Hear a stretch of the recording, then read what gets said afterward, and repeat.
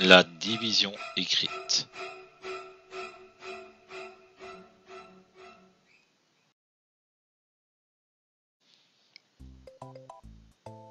Comme d'habitude, on commence par les objectifs. Alors rassure-toi, sera beaucoup moins effrayant que ne le laisse sous-entendre l'introduction. Dans cette vidéo, on va juste voir comment on fait une division écrite.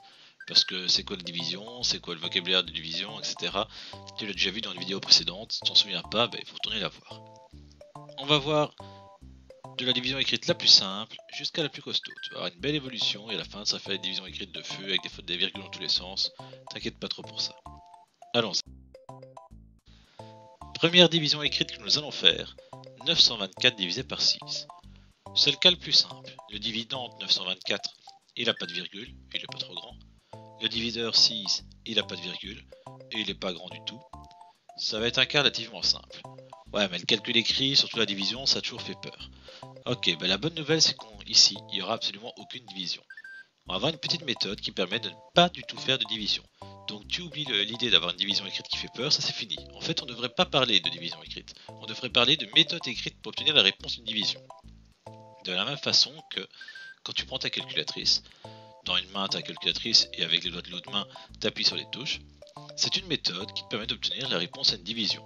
T'as pas fait une division, t'as juste pressé des touches et ça t'a donné la réponse à une division. Mais ici, ce qu'on va faire, on va écrire des choses. On va faire en premier quelques additions, ensuite une série de soustractions, des plus et des moins, et on aura la réponse à notre division. Mais on va jamais faire une division. On va même pas faire une multiplication. La première chose que je vais faire, c'est préparer le terrain. Ce sera beaucoup plus facile pour moi. Comme quand je prépare les ustensiles de cuisine avant de cuisiner. Et ici, préparer le terrain, ça consiste à écrire la table de 6. Alors je vais faire quoi? 0 x 6 ça fait 0, 1 x 6 ça fait 6, je rajoute 6, 12, rajoute 6, 18, rajoute 6, 24, 30, 36, 42, 48, 54 et enfin 60. Je m'arrête quand j'ai le diviseur avec un 0 au bout. J'aurais pas besoin d'aller aussi loin, mais au moins c'est bien clair. Le diviseur avec un 0, c'est fini. T'as bien entendu, j'ai bien dit à chaque fois j'ajoute 6, parce que c'est ça l'astuce. L'astuce c'est qu'il n'y a pas de multiplication à faire. Quand tu dois écrire une table de multiplication, tu t'amuses pas réellement à multiplier, tu fais juste une addition. Et tu fais quoi ici? Comme c'est la table de 6 à chaque fois, tu ajoutes 6. Et 6 plus 6, ça fait 12, plus 6, 18, 24. À chaque fois, tu as simplement fait une addition. De toute façon, rappelle-toi, les multiplications, c'est des additions abrégées. On a une vidéo là-dessus, si tu t'en souviens pas, tu retournes la voir. Et donc, pour faire une table de multiplication, pas besoin de faire des multiplications. On a fait que des additions, je t'ai pas menti. Maintenant que ça c'est prêt, qu'on a préparé tous les ustensiles pour la cuisine, on va faire la popote. C'est parti. Tu commences par me faire une belle potence, une belle ligne verticale et une autre horizontale avec une latte. Et j'insiste là-dessus, tu sais bien que je peux être embêtant avec ça. Alors tu prends de la place, tu espaces, tu fais 4 calculs écrits, 4 divisions sur une seule face de feuille, c'est bon, pas de problème. Nous on cherche à faire des points, pas économiser du papier. Parce qu'on l'a déjà vu avec la multiplication, l'addition et la soustraction. Le calcul écrit c'était compliqué quand c'était fait tout crade dans un coin, avec des nombres qui se montaient les uns sur les autres et des pointillés, et ça ressemblait à rien. Ça c'était compliqué. En fait tu te plantais pourquoi? Parce que c'était pas propre. Parce que tes 7, tes 4 et tes 1 se confondaient tous. Tu te plantais pas parce que tu étais mauvais en maths, parce qu'en maths généralement vous en sortez plutôt bien. Et en plus le calcul écrit en fait c'est pas si compliqué que ça. Pour la division ce sera le même principe. Je vais donc bien prendre de la place. D'un côté de ma potence, j'écris mon dividende, 924. De l'autre côté, j'écris le diviseur, 6. Et je vais me demander maintenant, combien de fois 6 va dans 924, en compensant cette fois-ci par les nombres de la gauche. Pas de la droite, c'est pas comme dans le reste des calculs écrits. Cette fois-ci, je commence à gauche. Bref, combien de fois 6 va dans 9? Ou si tu préfères, avec 9 euros, combien de revues à 6 euros je peux acheter? Je peux en acheter 0, 1, 2... Ah non, 2 ça ira pas. Si je me pointe à la caisse avec 2 revues à 6 euros, avec mes 9 euros, on va me dire non, j'ai pas assez. Je reviens en arrière alors, c'est tout. Voilà. Je vois donc que je suis 0, premier étage. Je peux donc acheter une revue, tu vois le 1 apparaître, à 6 euros quand j'ai 9 euros. Une fois 6, ça fait combien? La petite flèche te l'indique. Ça fait 6, et j'écris ce 6 sous le 9. Et maintenant, je te l'avais indiqué, on va faire une soustraction. 9 moins 6, pop, pop, pop, ça fait 3. Quand ça c'est fait, s'il te reste des chiffres à gauche, tu les descends. Ici, après le 9, c'est un 2 qui est à gauche. Je descends le 2. Et ben voilà, c'est déjà tout. À partir de maintenant, je vais juste tout le temps répéter les mêmes opérations. Donc c'est tout, il n'y a rien d'autre dans la division écrite. Il y a l'addition au début qui m'a permis de faire la table, j'ai préparé le matériel, et après je fais que des soustractions, et je regarde un peu dans ma table. Regarder dans la table, c'est pas plus compliqué que regarder par la fenêtre pour voir s'il pleut. Tu regardes l'information de table sur 1 et tu la recopies. T'es prêt? Je recommence. Alors 6, il va combien de fois dans 32? Eh ben, je regarde à côté.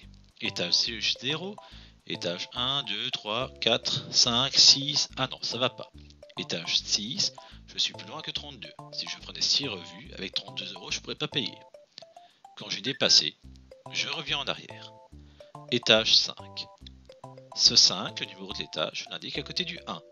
Là où normalement j'ai tout mon quotient. Tu vois, c'est le même principe que pour le 1. Et maintenant, 5 x 6, ça fait combien? Ben, la flèche me l'indique, ça fait 30. J'écris ce 30 en dessous du 32, comme j'avais écrit le 6 en dessous du 9. 32 moins 30, ça fait 2. Il n'y a plus qu'à descendre le 4 et recommencer. Combien de fois 6 va dans 24? C'est répétitif. Bah ouais, c'est tout le concept du calcul écrit. C'est répétitif. Ça va pas être marrant, ça va être facile. Le but c'est de faire des points, encore une fois, et de réussir son CEB. Ah bah on est reparti pour un tour. Étage 0, 1, 2, 3, 4. Et je tombe tout juste dessus. Bon bah c'est bon. Il n'y a pas besoin de venir en arrière cette fois-ci. On voit bien qu'avec 24 €, je peux acheter 4 revues à 6 €. J'ai écrit le 4 à côté du 5. Combien ça fait 4 x 6? Ben, la flèche me l'indique, 24. Le 24 en dessous du 24. Ça tombe tout juste, il ne me reste rien et c'est beau. Et là tu vas me dire, ouais ben vous l'avez fait un peu exprès, c'est bon. 924 c'est un multiple de 6, je le savais pas au début, mais toute évidence le prof il le savait. Et il s'est débrouillé pour que ça tombe bien. C'est vrai, t'as raison, je me suis débrouillé pour que ça tombe bien. Eh ben, changeons un peu la donnée. C'est plus 924, c'est, cette fois-ci, donc mon quotient 154, c'est plus 924, c'est 926. Bah, qu'est-ce que ça a changé? Au lieu de descendre un 4, je vais descendre un 6. Ok? Et donc, quand je vais faire 26 moins 24, il va y avoir 2 qui va rester. Et comme j'ai plus de chiffre à gauche et que j'ai donc terminé, bah, cette fois-ci, il y a un reste, le reste de 2. Comme quand je l'avais expliqué la fois dernière que quand je divisais 14 par 3, il me restait 2. Parce que la réponse était 4 et donc j'avais un reste de 2. C'est exactement le même principe.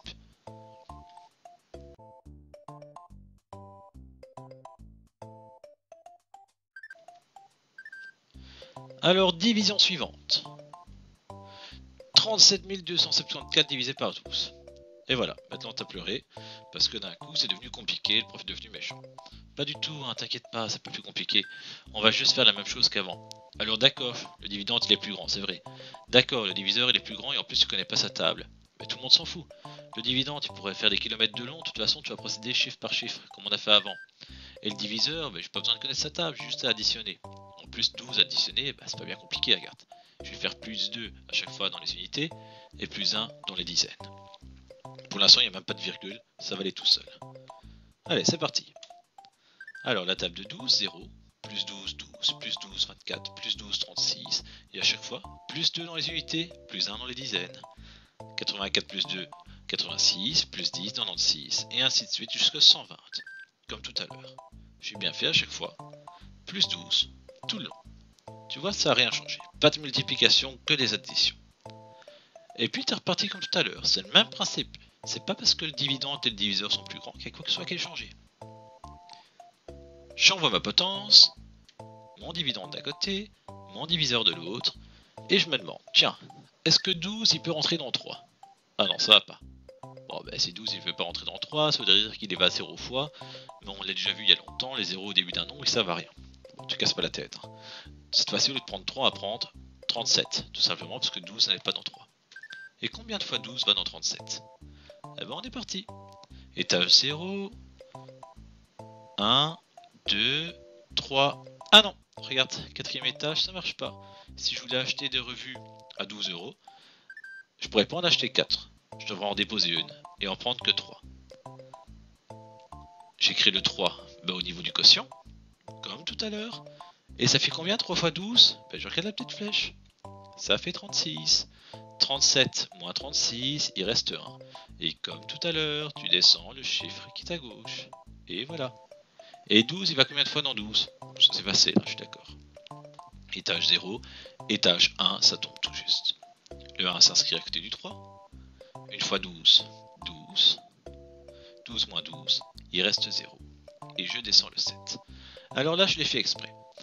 On est dans une difficulté que vous rencontrez de temps en temps, et si je vous préviens pas, beaucoup d'entre vous vont se planter. Parce que ici, vous allez essayer de ne pas respecter la méthode, d'aller un peu plus vite. Vous allez vous dire, ah ben 12 dans 7 il va pas, j'ai qu'à prendre le nombre d'à côté. Le chiffre d'à côté, pardon, descendre le 4. Non, non, ça marche pas ainsi. Au début, quand j'ai dit que 12 il n'allait pas dans 3, je t'ai dit, on devrait mettre un 0 au début, avant d'avancer au 37. Mais on le ferait pas parce qu'on met pas un 0 devant un nombre, on l'a vu quand on a vu comment supprimer les zéros inutiles. Ici, il faut quand même que je fasse comme si je vais calculer avec le 7, parce que là le 0 il n'est pas inutile, parce que le 0 il n'est pas au début de notre nombre, il se retrouve au milieu. Bon, bref, résumons simplement, tu dois pas changer la méthode, t'essayes pas de te montrer plus malin que le prof, t'essayes pas d'aller trop vite, tu descends pas le 4. Tu te demandes, 12 il va combien de fois dans 7? Je suis à l'étage 0, je suis à l'étage 1, j'en ai déjà pas assez, je dois revenir en arrière, je m'arrête au 0. On met tous d'accord là-dessus, j'écris le 0 à côté du 1. 0 fois 12, le 0 est absorbant, ça fait 0. 7 moins 0 reste 7. Et seulement maintenant je peux descendre le 4. Le petit calcul qu'on vient de faire n'a pas été inutile. Il a fait apparaître le 0 à côté du 31. S'il n'y avait pas ce 0, au lieu d'avoir, vu qu'il reste encore un calcul à faire, 3100 et quelque chose, on aurait eu 310 et quelque chose. Ça n'aurait pas du tout été le même nombre. Donc respecte la méthode, n'essaye pas d'aller trop vite et tu auras bon. Essaye d'aller trop vite parce que tu es sûr de toi et il y a des chances que tu te plantes et ce serait dommage de perdre des points quand on est malin. On continue. Combien de fois 12 va dans 74? Étage 0, 1, 2, 3, 4, 5, 6. Ah non, pas le 7ème. Je suis à 84, ça va pas. Je reviens en arrière. Étage 6. J'écris le 6. 6 fois 12. Je regarde la flèche. 72. Voilà. Et 74 moins 72. Ça fait 2. Ça tombait pas juste. Bah non. La division écrite, ça tombe pas toujours juste. Et donc ici, on a quoi? On a 3106 comme quotient. Et tu vois que si j'avais pas eu le 0 du 0,7, ça aurait été un gros problème. J'aurais eu 316, ça fait plus de 2800 de différence. C'est quand même un gros truc. Hein. Si je te dois 3106 € et que je t'en rends 316, tu risques pas de me dire que c'est la même chose. Et j'ai un reste. Encore une fois de 2. Bon, le reste n'est pas toujours de 2. Hein. C'est parce que c'est arrivé 3 fois d'affilée que c'est toujours 2. Tu peux avoir des restes d'autre chose. De 1, de 3, on s'en fout. Ici, bah, c'est encore un reste de 2. Bon, bah ok. Continuons. Cas suivant. Notre Super Saiyan évolue encore un petit peu. Et on a maintenant, regarde bien, une horrible virgule au milieu du dividende. Eh ben, ça ne change rien. C'est comme pour la multiplication. On va quasiment faire tout notre calcul sans tenir compte de la virgule. La différence par rapport à la multiplication, c'est qu'on va faire intervenir la virgule un petit peu au milieu du calcul, mais ça va être vraiment très simple. Bon, t'es prêt? On fait comme avant, parce que finalement, c'est exactement le même énoncé qu'avant, à part qu'il y a cette virgule entre le 2 et le 7. Et donc, hop là, table de multiplication. Hop là, potence. Dividende avec la virgule. Et diviseur. 3 ça va pas, je prends 37. Dans 37, 12. Pof, je suis un peu trop loin, je reviens en arrière. Il y a 3 fois. 36, 36 moins 37, 1. C'est comme tout à l'heure, je suis d'accord. Je descends le 2. Je vais un peu plus vite parce que bah, ça va, on vient de le faire. Dans 12, il y va une fois. Je recopie mon 1. 12, 12 moins 12, 0. Attention, maintenant. Maintenant, je dois faire descendre le 7, mais regarde. Pour passer au 7, je dois passer au-dessus de la virgule. T'es d'accord? Si je mettais mon doigt sur le 2 et qu'après je glissais vers le 7, je passerais au-dessus de la virgule. Et bien c'est maintenant, voilà, maintenant que je passe sur la virgule, que je vais placer la virgule dans le quotient. C'est aussi bête que ça. Le moment où tu passes au chiffre de la partie décimale, le moment où tu passes au-dessus de la virgule, c'est le moment où tu écris la virgule dans le quotient. Il n'y a rien d'autre, ne cherche pas compliqué, ne cherche pas une règle du genre je compte le nombre de chiffres près de la virgule comme c'est le cas dans la multiplication, ne cherche pas à aligner, il n'y a pas de tout ça. Dès le moment où tu passes la virgule dans le dividende, tu fais apparaître la virgule dans le quotient. Et après tu reprends tout simplement, comme si tu ne voyais plus la virgule. Je descends le 7, dans le 7 ça va pas, ça me fait 0, j'oublie pas de le mettre parce que sinon le 0 il serait pas là, il serait pas la même réponse, on en a déjà parlé. Il reste 7, je descends mon 4. Le 7e étage n'allait pas, donc je remonte au 6e. J'écrivais le 6, le 72, le reste de 2. Bah voilà, c'est tout, c'est fini. Techniquement, il reste pas 2, hein, il reste 2 centièmes. Parce que si tu regardes bien où est le 2 dans le tableau de numération, ici dans les centièmes. Mais je te rassure, pour commencer des divisions avec des virgules, j'en ai jamais vu dans le CEB. En fait, j'ai jamais eu d'un moment où on te demandait de faire une division, plutôt d'identifier les différentes parties ou de la modifier. Mais si ça arrivait, de toute façon, on te demanderait pas le reste. Moi, je t'ai fait toute la version, parce que c'est bien de savoir tout. En parlant de savoir tout, maintenant qu'on a vu comment gérer les virgules dans le dividende, et franchement c'était pas compliqué, voyons maintenant les virgules dans le diviseur. Et là ça fait peur. Là tu te dis, ouais mais c'est bon, je fais quoi? Je vais juste avoir 2 chiffres pour la virgule? Non, non, non, on n'est pas dans la multiplication, tu peux pas jouer à ça. Ici, tu pourrais soit t'amuser à te faire la table de 0,6, mais franchement c'est un peu galère, soit utiliser le tableau de numération. Alors attention, c'est une petite astuce. Suis-la bien, elle n'est pas bien compliquée, il faut juste être attentif pendant une grosse minute. T'écris tes 2 noms dans le tableau de numération. 0,6 avec 6 dans les dixièmes, 92,4 avec 4 dans les dixièmes. Tu vas faire glisser tout le monde d'un rang. Voilà. Évidemment, tu vas me dire, ouais, mais la virgule, elle est plus censée être là. Je suis d'accord avec toi. Voilà. Je la fais disparaître dans le premier, je la fais disparaître dans le deuxième. Ok, on est bon. Voilà, c'est tout. Tu peux laisser ça ainsi, remettre tout dans la division et faire ta division avec 924 divisé par 6. Division qu'on connaît quand même déjà. Pourquoi j'ai glissé d'un rang? Parce que j'avais qu'un seul chiffre dans la partie décimale du diviseur. J'avais 0,6. J'aurais eu 0,61. J'aurais fait glisser de 2 rangs.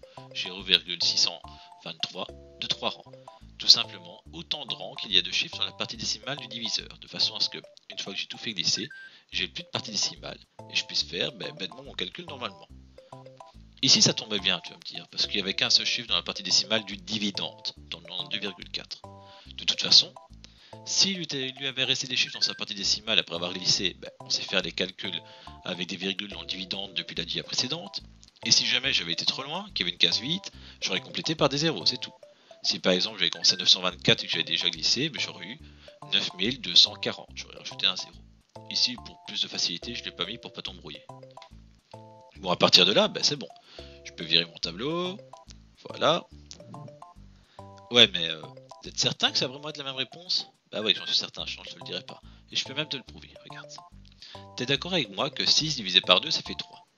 Si t'es pas d'accord, on a un gros problème. Mais 60 divisé par 20, si j'ai 60 euros que je dois former avec des billets de 20, il m'en faut que 3 aussi. Donc finalement, quand je déplace tout le monde d'un rang, dividende ou diviseur, ou si tu préfères, si je multiplie tout le monde par 10, le quotient, la réponse, ça bouge pas. Et même si je multiplié par 100, 600 divisé par 200, ça bouge pas. 6000 divisé par 2000, ça bouge pas. À chaque fois, le quotient, il est le même. Si le dividende et le diviseur sont multipliés par la même chose, le quotient, il bouge pas. Ok. Et maintenant, c'est la même chose que la toute première division. La plus simple. Et donc, table de multiplication, potence, dividende, diviseur, 6 va combien de fois dans 9? 6, faut pas être loin, on revient en arrière. Premier étage, j'écris le numéro d'étage, ça fait une fois 6, j'écris 6, je fais ma soustraction, il reste 3. Je vais un peu vite, c'est vrai, mais c'est super répétitif, c'est vraiment tout le temps la même chose, tu vois. Il n'y avait pas beaucoup de difficultés en plus finalement cette division, une fois que tu as compris. Il y avait gérer les grands nombres, ça va, faire attention au 0, ça va. Il y a une virgule dans le dividende, je m'en fous, je la tape quand je la passe. Il y a une virgule dans le diviseur, ouais là c'est un peu plus complexe, je dois passer par le tableau de numération. Cette dernière DIA avec le tableau de numération, si tu la saisis pas tout à fait, c'est pas grave, je les ai jamais vu au CEB, la plupart des gens l'utiliseront jamais. Je te la montre, comme ça tu as toutes les informations, comme ça tu peux te dire, c'est bon, maintenant moi je suis un méga boss de diffusion écrite, je suis tout catché. Mais si jamais ça rame un petit peu, c'est pas la fin du monde, on l'utilisera pas vraiment. Même jamais pour des points, donc t'inquiète pas pour ça. Je vais quand même jusqu'au bout, parce que maintenant finalement, je suis sur la DIA du début, et ça par contre tu dois la maîtriser. Je descends le 2, dans 32. Pas 6 fois, seulement 5 fois. Bah ouais, le 0 c'est l'étage 0. J'écris le 5, j'écris le 30, je fais la soustraction, reste 2, je descends 24, ça tombait tout juste parce que je l'ai fait exprès. 4 fois, 24 moins 24, et ça fait 0. Voilà. J'espère que ça t'aura aidé. Si ça t'a pas suffi, tu m'appelles. Je sais que la division écrite ça vous fait peur. J'essaie de faire ça simple. J'espère que ça a été. Repasse la vidéo s'il faut. Voilà. Notre quotient.